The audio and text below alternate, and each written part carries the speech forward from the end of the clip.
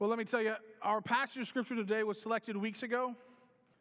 So here we go. Lisa, Carl, Grace, and I were on vacation last week.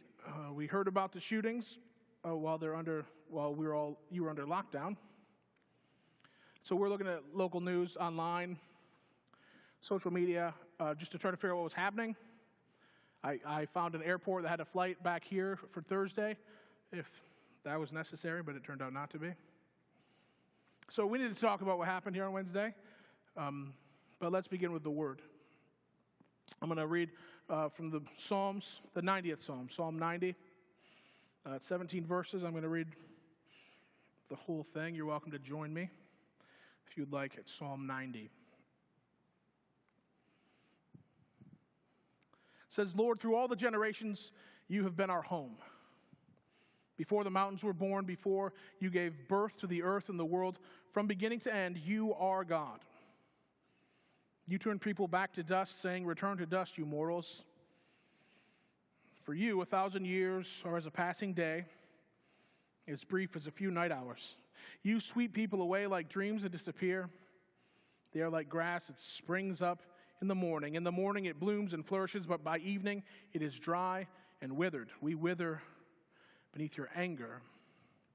We are overwhelmed by your fury. You spread out our sins before you, our secret sins, and you see them all. We live our lives beneath your wrath, ending our years with a groan. 70 years are given to us. Some even live to 80. But even the best years are filled with pain and trouble. Soon they disappear and we fly away. Who can comprehend the power of your anger? Your wrath is as awesome as the fear you deserve. Teach us to realize the brevity of life so that we may grow in wisdom. O Lord, come back to us. How long will you delay? Take pity on your servants. Satisfy us each morning with your unfailing love so we may sing for joy to the end of our lives. Give us gladness in proportion to our former misery. Replace the evil years with good.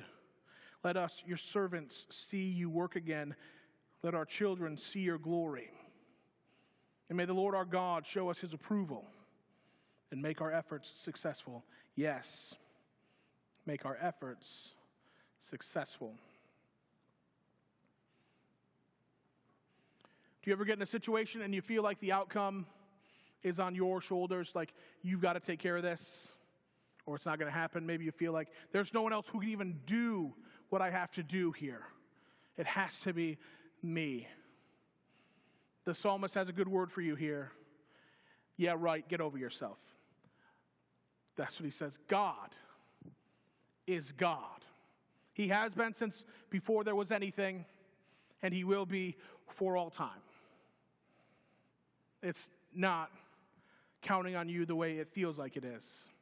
You're not as important as maybe you want to be in the grand scheme of things. The psalm talks about God's anger and his wrath. But then at the end it turns to talk about God giving us gladness. It talks about God's glory and his approval, and it talks about him granting us success. There's one word in the psalm that triggers the transition from anger to glory. The psalm only talks about God's wrath, and then one word is introduced, and God's wrath is no longer mentioned. It is his goodness and our success. And the word is in verse 13. It is servant. When the psalmist recognizes that we are called to serve God, the whole message changes. And verse 14 speaks of God's unfailing love. And the psalm ends with talk of God making our efforts successful. Joy and love and approval replace anger and wrath when we find our place and our purpose. When we accept the call to serve God with our lives. Now that isn't like serving dinner to somebody. It's not a verb. It's a noun. It is our descriptor. Not a momentary thing. We are a servant. It is what we do above all. Not on Sundays or when we have time, not after work.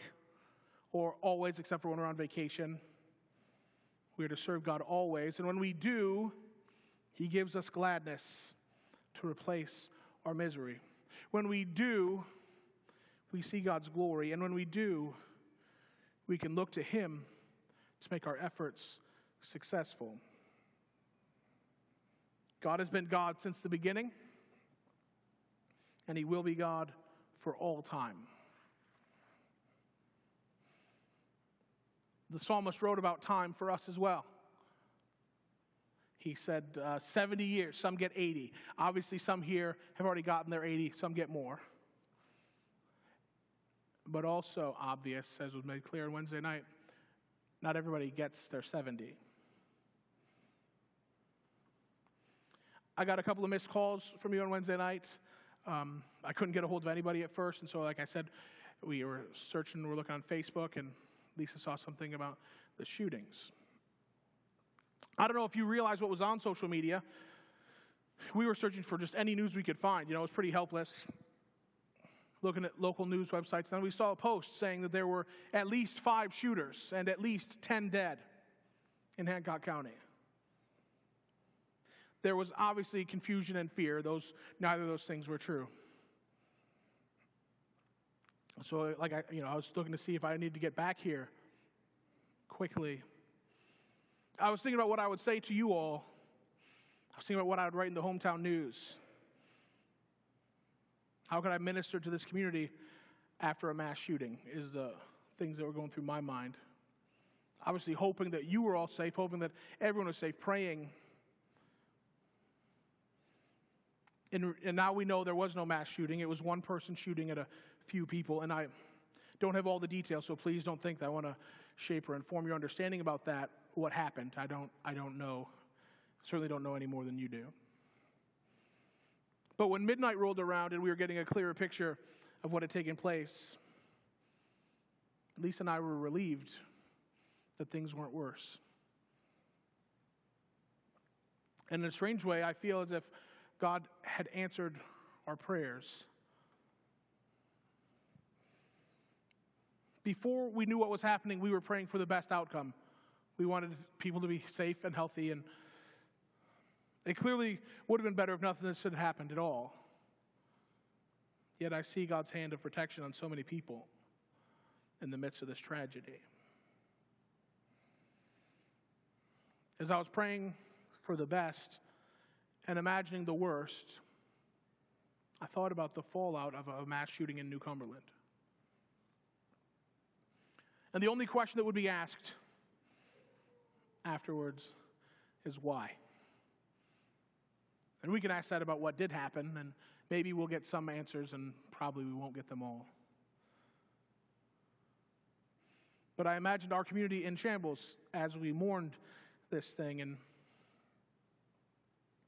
what sunk into my thinking so clearly is that we have lost a sense of what life is and what the value is as a society. I imagine what I might write in the newspaper, and I came to this one thought clearly. We, the church, not just this church, but the church, we have failed. We failed to teach our children and their children the value of life. I think about the people who are in high school right now and even younger. And imagine this. Their nation has been at war every day of their life. Since before their birthday, we've been at war. Actively fighting and killing people every day of their life. I think about the plague of abortion that has been going on every day of my life. Human life is now only life when the government recognizes it and gives you paperwork, not when God puts a heartbeat inside a mother's womb. I think about the way that we choose to talk and joke, the way we choose to be entertained. Violence is so commonplace now that it goes unnoticed.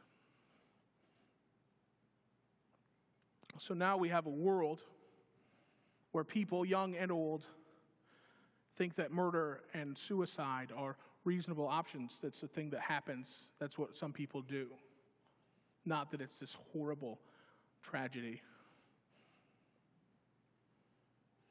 We've let society go down this path away from the value that God stamped on us. God said, let us make man in our own image. The image of God is on every single person. The ones that are dying in these horrible events, the image of God is on them. And every single person pulling triggers in these events, the image of God is on them. And we failed to reach them and teach them and love them in a way they could understand that could then shape who they become and what they do. I heard a person, a podcast, he was talking about depression. This was before this. It was in the last couple of weeks. And he had a friend in high school who committed suicide, and he himself had dealt with depression. And he says he thinks about what he thought of when he was 18, what he thought life was, and what he thought it meant. And it's infuriating to him that he was so wrong about what life even meant. You didn't understand it. And there's no way to impart that information. You can't just say, well, listen, life's different. You don't understand. People think your perception is your reality. And so people think they know. Well, this is how bad it is. This is how it can only get so good. This is what it's worth. This is what it costs. But we don't know. We gain that through life and through wisdom and through experience. And so he said, it's a coin flip. My friend killed themselves and I didn't. We had the same opinion on life. And yet we've got this world where we've allowed this idea of death to be whatever. Passé. People die every day. The psalmist wrote of God's anger and his wrath, but it turned from anger to love and gladness, not when we served, but when we became servants, completely devoted to serving the Lord. And we do that on earth by serving people. The redemption that we experience personally is available for all people. It could even be available for a town or even for a society if we served in such a way that we could reach and teach and love those who don't know God. Verse 12 said, teach us to realize the brevity of life so that we can grow in wisdom. The brevity. I knew a guy, he was a volunteer firefighter. He was a kid, he was like 19, different state, don't worry about where. We were at a church softball game, and he's standing by the dugout, outside the dugout, smoking a cigarette. And I was like, why are you doing that? Like, you're 19 years old. Every day of your life, you've known that this is just poison. You're poisoning yourself, and you know that. Why are you doing this? And he said, I'm a volunteer firefighter. The life expectancy of a volunteer firefighter is 34. I'm going to die anyway. First of all, that stat, as you just noted, no way is that accurate. He just had heard that from somebody. So he decided, who cares about the value of my life anymore? Well, he's not a smart guy.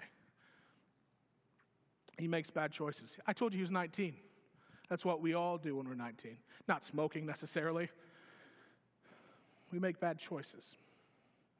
But if we understood the value of life, if we understood the brevity of life, we perhaps would grow in wisdom. That's the psalmist's request, and that's what we all need. So social media was telling the world that at least 10 were dead. Also saw a report that a gunman had headed to Weirton. That's not true. In fact, in reality, the entire situation was under control and essentially finished before those reports were even created. So not for the first time, I wonder, what good is social media? Facebook and all the rest. Not simply because of these false reports, but for all the other garbage that we invite into our life through social media. And it's not just what we invite in either. It's also what we create and share and send into other people's lives. Hey, let's argue. Hey, let's insult each other. Hey, let's be the worst versions of ourselves over and over again because some pocket of people that are labeled as our friends seem to agree with us and support us. You know, we've all heard, if you don't have anything nice to say, don't say anything at all. for whatever reason, it didn't transfer to what we say online. It should follow the same standard. The sad truth of our impact on this world is that we do reach and teach people outside of the church. It's just that we aren't paying attention to what we're reaching them with. I think you've heard someone say, I know what Christians are like. And they say that meaning, I'm not interested. I don't need any of that. On Facebook, once you've typed out what you have to say or what you want to share, you have to press the blue button and it says post. Right now, this is what I want to happen in your brain. I want your brain to erase the word post, replace it with the word serve. Anything you put out there, put it under the guise of this is me serving God. The psalmist made it clear that when we accept our position as a servant of God, his anger shifts to joy. The world would be so much better off if we accepted the call and didn't do anything outside of serving God. I mean, think about that. What would a news feed full of God's servants look like? It would be love and support. It would be encouragement and redemption. It would value life more than what my rights are. It would see people by the image of God, not by their nationality. It would mostly ignore politics. But it would judge candidates by their servant heart more than whether or not they agreed with me. Don't you think? A news feed filled with servants of God would declare the majesty of the Lord. It would preach hope to the lost and help to the hurting. And so far, that's not what we're making. I want to tell you to log off, to forget it and start having real relationships again. That would be a great idea. People say it's easier to stay in touch with people online, but at what cost? And what's the point of staying in touch if we don't actually assist one another in life, if we don't actually touch each other at all? I want to say log off, but the truth is, you're not going to. But furthermore, the world is there.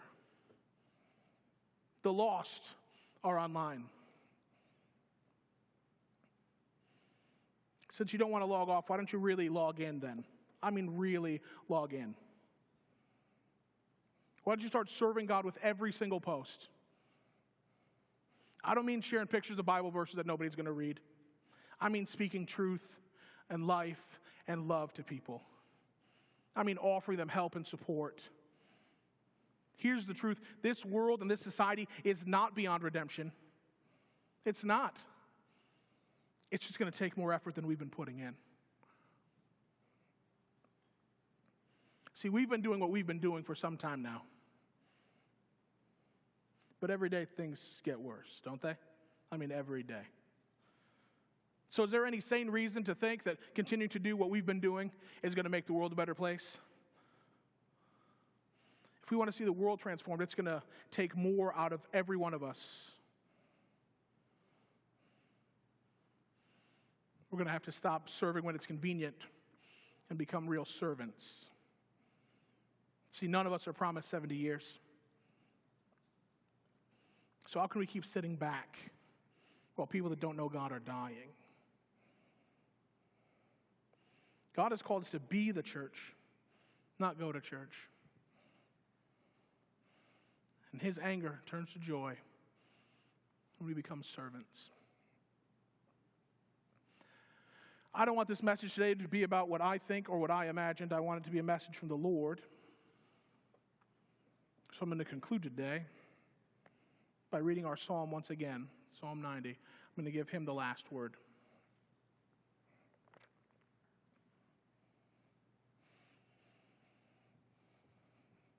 Lord, through all the generations, you've been our home. Before the mountains were born, before you gave birth to the earth and the world, from beginning to end, you are God. You turn people back to dust, saying, return to dust, you mortals. For you, 1,000 years are a passing day, as brief as a few night hours. You sweep people away like dreams that disappear. They're like grass that springs up in the morning. In the morning it blooms and flourishes, but by evening it is dry and withered. We wither beneath your anger. We are overwhelmed by your fury. You spread out our sins before you, our secret sins, and you see them all. We live our lives beneath your wrath, ending our years with a groan. 70 years are given to us. Some even live to 80. But even the best years are filled with pain and trouble. Soon they disappear and we fly away. Who can comprehend the power of your anger? Your wrath is as awesome as the fear that you deserve. So teach us to realize the brevity of life, so we may grow in wisdom. Oh Lord, come back to us. How long will you delay? Take pity on your servants. Satisfy us each morning with your unfailing love, so we may sing for joy to the end of our lives. Give us gladness in proportion to our former misery. Replace the evil years with good. Let us, your servants, see your work again. Let our children see your glory. And may the Lord our God show us his approval and make our efforts successful. Yes, make our efforts successful.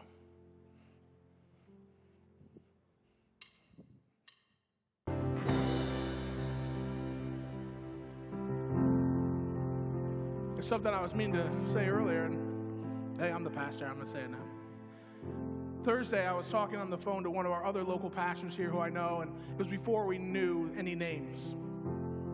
And I said, as soon as there's names, let me know, because surely these people are connected to one of our churches. And he said, yeah, of course. Later, he sent me the names, and I said, I don't know any of these people, do you? And he said, no.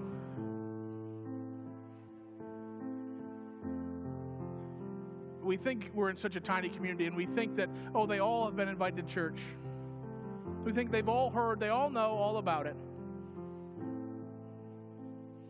They're here. The ones that don't know, they live next door.